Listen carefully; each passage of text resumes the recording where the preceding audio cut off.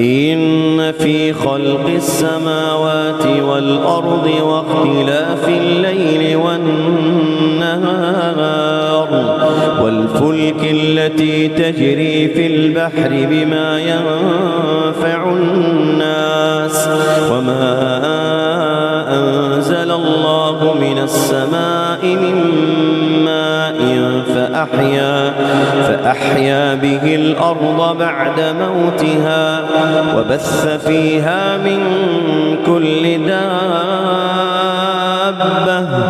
والسحاب المسخر بين السماء والأرض لآيات لقوم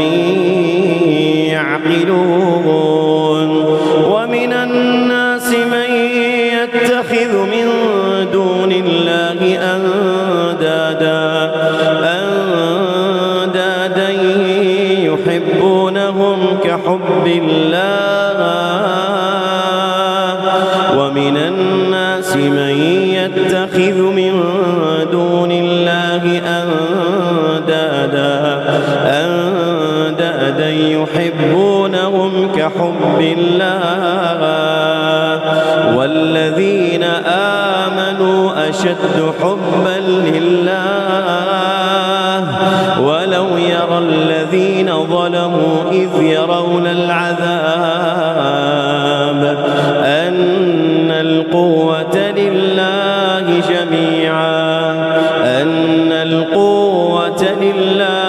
جميعا وأن الله شديد العذاب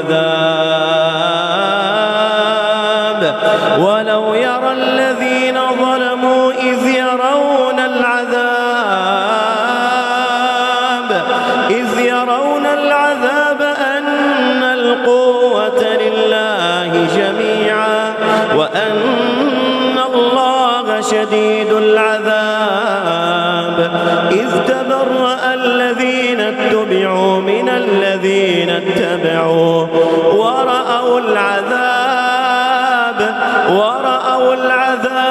وتقطعت بهم الأسباب وقال الذين اتبعوا لو أن لنا كرة فنتبرأ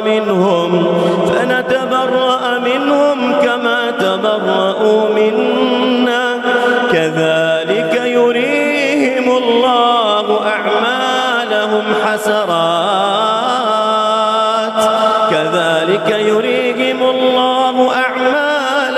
حسرات عليهم وما هم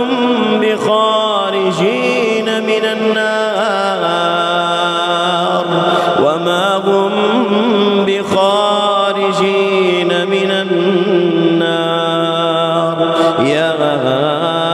أيها الناس كلوا مما في الأرض حلالا